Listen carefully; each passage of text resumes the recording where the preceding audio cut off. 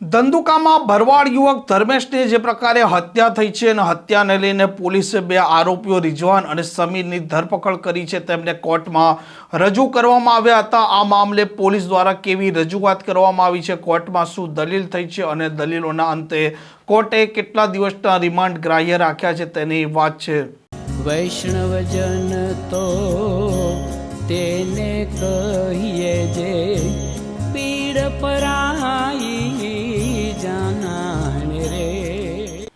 નમસ્કાર, આપ જોઈ રહ્યા છો નવજીવન ન્યૂઝ અને હું છું આપની સાથે તોફિક ગાંચી. સમગ્ર ગુજરાતમાં ચકચાર મચાવતી ઘટના અમદાવાદના ધંધુકામાં બની હતી, જેમાં ભરવાડ સમાજના એક 35 વર્ષીય યુવાન ધર્મેશ છે તેની હત્યા કરી દેવામાં આવી હતી. આ મામલે ખળભળાટ પણ મચી જવા પામ્યો હતો અને ધંધુકામાં પણ અજંપા ભરી પરિસ્થિતિનું નિર્માણ થયું હતું. ટોળાએ 15 થી 20 દુકાનો ફૂંકી મારી હતી. પોલીસ છે તે ઘટના સ્થળે ગઈ હતી અને અજંપા ભરી પરિસ્થિતિ છે તેમાં કાબુ મેળવવાનો તેમણે પ્રયાસ કર્યો હતો અને પૂરી રાત્રે તેમણે કોમ્બિંગ પણ ચલાવ્યું હતું. આ હત્યાની ઘટનામાં બે આરોપીઓ છે, રિઝવાન અને સમીર. તેમની પોલીસ દ્વારા ધરપકડ કરી લેવામાં આવી છે અને બંને આરોપીઓને આજે ચુસ્ત પોલીસ બંદોબસ્તના સાથે ધંધુકાની કોર્ટમાં રજૂ કરવામાં આવ્યા હતા અને તેમના રિમાન્ડની માંગણી પણ કરવામાં આવી હતી, જેમાં વકીલ દ્વારા પોલીસે જે પ્રકારે મુદ્દા આપ્યા હતા તે મુજબ રજૂઆત કરવામાં આવી હતી, જેમાં આરોપીઓ છે તે તપાસમાં યોગ્ય રીતે સહયોગ આપી નથી રહ્યા. જે પ્રકારે હત્યા કરવામાં આવી હતી અને તેમાં જે પ્રકારે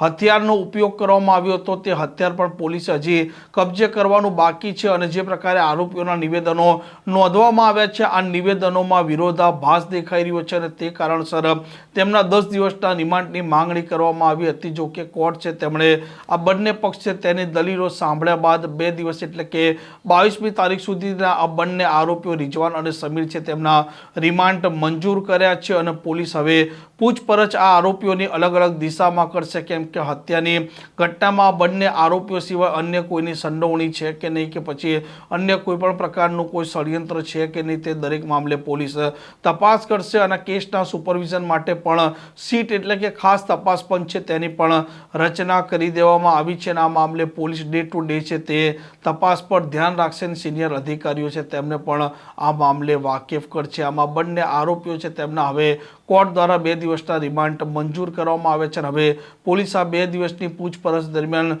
શું વિગતો મેળવશે તેના તરફ સૌ કોઈની નજર છે. આ પ્રકારના સમાચાર માટે નવજીવન ન્યૂઝની આ ચેનલ સાથે જોડાયેલા રહો. નમસ્કાર.